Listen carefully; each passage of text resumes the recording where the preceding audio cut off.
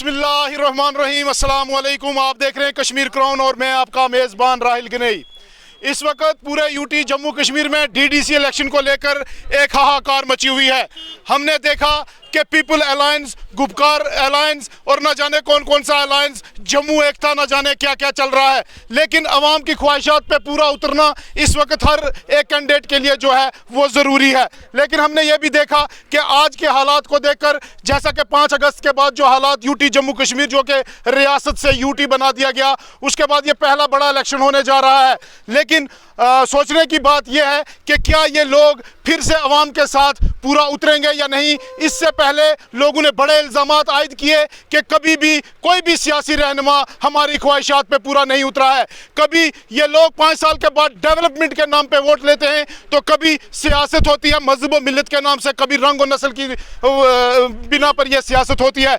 लेकिन आज यहाँ पर अगर हम देखें तो पीपल अलायंस के कैंडिडेट जो हैं थन्ना मंडी ब्लॉक से अंजुम मिर्जा जी, जिनको मैंडेट मिला है पीडीपी का, जी बिल्कुल, जो आप अपनी स्क्रीन पे तमाम व्यूज देख रहे हैं, तमाम विजुअल्स देख रहे हैं कि पीडीपी का जो मैंडेट है वो थन्ना मंडी ब्लॉक लेने में हासिल हुआ है। और इस ब्लॉक में जो कैंडिडेट हैं वो पीडीपी के, हमारे साथ सीधे बात करने के लिए अंजुम मिर्जा जी और अपनी पूरी टीम जो इनकी पीडीपी की है, और इसमें एनसी का जो है वो कोलिशन रहेगा। अंजुम जी से बात करने की कोशिश करेंगे कि आखिर उनको जो मैंडेट मिला है, लोगों की ख्वाहिशात पे वो किस तरह से पूरे उतरेंगे। अंजुम जी, बहुत बहुत शुक्रिया आपका वक्त देने के लिए। तो जो आपको मैंडेट मिला है, ये मैंडेट जो है ये पीपल अलायंस का है, पीडीपी का है, लेकिन लोगों की काफ़ी सारी ख्वाहिशात आपके साथ जुड़ी हैं।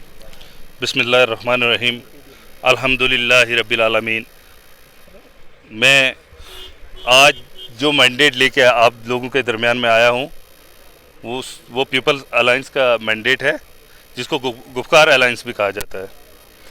इस अलायंस का मकसद, बिल्कुल ये बात आपकी दुरुस्त है, हम बीजेपी के साथ हुकूमत में थे, लेकिन हमारी कारकर्दगी देखिए उन 3 सालों की, जब हम उसके साथ हुकूमत में से थे।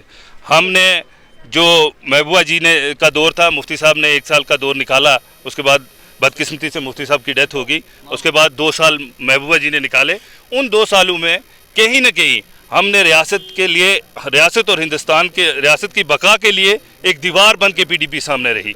उस 2 साल में किसी ने जरूरत नहीं की, ना बीजेपी की जरूरत हुई, ना सेंटर की जरूरत हुई, हमारे जम्मू कश्मीर की ज़मीन को, हमारे जम्मू कश्मीर के 370 की बात करें, 35A की बात करें, उसको हड़पने की। आज मेरा ये कहने का मकसद है कि जिस दौर में हमारी हुकूमत थी, तब सब कुछ ठीक चल रहा था। हमने 14,000 बच्चे जिनको 2010 में FIR लगा के अंदर किया हुआ था, वो FIR विड्रा करवाई, और भी नौजवानों के काम किए। आज की जो ये गुफ्कार अलायंस है, इसका मकसद ये है कि आप देख रहे हैं 2 मिनट, कश्मीर में पिछले दिनों में लॉ के स्टूडेंट की लिस्ट निकलती है, कितने लोग कश्मीर से आए हैं। आपका भी ये फ़र्ज़ बनता है, मीडिया का ये फ़र्ज़ बनता है कि लोगों के तई जो सच बात है वो लोगों तक पहुँचाई जाए। आज जो गुफ्कार अलायंस है, बीजेपी को ये लग रहा था कि नेशनल कॉन्फ्रेंस, पीडीपी ये बाहर ले जाएंगे। कांग्रेस तो हमारे साथ कल आई थी, आज कहीं से हम रीजनल बेसिस पार्टी की बात करेंगे। रीजनल बेसिस में जितनी भी 5-6 पार्टियां हैं वो तमाम इकट्ठी हैं। कहीं ना कहीं अगर मेरी ज़ात किसी को अच्छी नहीं लगती है, वहाँ से पाँव पीछे कर लेंगे तो वो कोई बात नहीं। 280 सीट में 2-4 सीटों पे अगर कंप्रोमाइज़ नहीं आता तो कोई बात नहीं है। आज नौजवानों को बचाने का मसला है। नौजवान हमारा नौकरी नहीं ले सकता है। हमारा एजेंडा जम्मू कश्मीर के लोगों को बचाने का था, तब भी बचाने का था, आज भी है।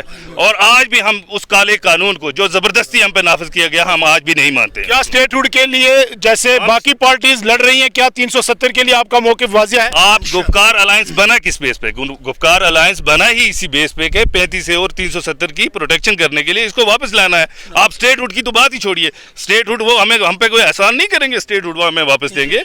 हमने 370 और 35A को वापस लाने की कोशिश करनी है, और उसमें जब तक हमारी आवाम जम्मू कश्मीर के लोगों का साथ हमारे साथ नहीं होगा, फिर बहुत मुश्किल है। पहले क्या हुआ, आप कहते हो बीजेपी के साथ अलायंस हो गया, कैसे अलायंस हुआ? एक टाइम था जब हमारे पास मैंडेट पूरा नहीं आया, आधा मैंडेट जम्मू को चला गया, आधा मैंडेट कश्मीर में पीडीपी को चला गया, जम्मू में भाजपा को चला गया। आप साथ रख के सब कुछ चला सकते हैं। ये हिंदू, मुसलमान, सिख, ईसाई सबको साथ लेके चलने की बात है, यहाँ सियासत की बात है, किसी मजहब, किसी रंग, किसी फिरके की बात नहीं है। देखिए, ये जो डीडीसी का इलेक्शन है, ये उस बड़ी सियासत से थोड़ा सा हट के है। यहाँ गांव के लोगों के छोटे छोटे मसाइल होते हैं, बिजली, पानी, सड़कें, जिससे हम थोड़ा सा महरूम रहे हैं पिछले 2 4 6 8 10 सालों से। और ये हमारी जो थन्ना मंडी रजौरी रोड है, ये सेंट्रल गवर्नमेंट के अंडर थी, उसने पूरा जोर लगाया उसमें। मैं सीधी एक बात कहूँगा, ये टोटल मुस्लिम पॉपुलेटेड एरिया था, इसीलिए हमारी सड़क को 40 साल से नहीं बनाया गया। ये इग्नोर करना सेंटर की साजिश है। आज 10 दिन के बाद इसका सर्वे होता है, कभी काम नहीं स्टार्ट हुआ। बेस्ट विशेस हैं हमारी तरफ से आपको और बेस्ट ऑफ द लक। आप सुन रहे थे अंजुम मिर्जा जी को, जिनका ये साफ कहना था कि पीपल अलायंस हो चुका है और उसके बीच ही ये डीडीसी इलेक्शन होना एक अपने में एक बड़ी बात है। आने वाले वक्त में देखते हैं कि लोगों का सपोर्ट और प्यार किसके साथ रहता है। कैमरामैन इसरार राना के साथ राहिल गनाई, कश्मीर क्राउन, राजौरी। अस्सलाम वालेकुम नाजरीन, मैं इकबाल नबी, डीडीसी कैंडिडेट टंग मरग। आओ इकट्ठे मिलके आज जंग लड़ें गरीबी के खिलाफ, नाइंसाफ़ी के खिलाफ, ब्यूरोक्रेसी के खिलाफ, सोशल एवल्स के खिलाफ। आप और हम मिलके चलें, तभी हम अपनी मंजिल पा सकते हैं। जिस मंजिल का ख्वाब हमने देखा, आपने देखा, हमारे जो आने वाली जनरेशन है, हमने उनके लिए देखा। लैपटॉप आपके सामने है, वही तरक्की की निशानी है। लैपटॉप का बटन दबाइए और इकबाल नबी को जिताइए। बारामूला में रेडीमेड गारमेंट्स की दुनिया में जाना व पहचाना नाम AIIMS garments wholesale dealers and suppliers. हमारे यहाँ हर तरह के रेडीमेड गारमेंट्स होलसेल कीमतों में दस्तयाब है। बारामूला कस्बे में वाहिद और मुनफरिद होलसेल दुकान, जहाँ पर आला मयार के जेंट्स गारमेंट्स होलसेल कीमतों पर आप हासिल कर सकते हैं। मलबूसात से वाबस्ता ताजिर हमारे यहाँ से हर तरह की रेडीमेड गारमेंट्स उम्दा कीमतों में हासिल कर सकते हैं। अपने कारोबार को फरोग देने के लिए आप हमारे पास तशरीफ ले आइए। हमारा पता है एम्स गारमेंट, मुझसे Lala Complex, first floor, PWD road, Baramulla. राब्ते के लिए डायल करें 7006049296, 7006951006, 9906424521।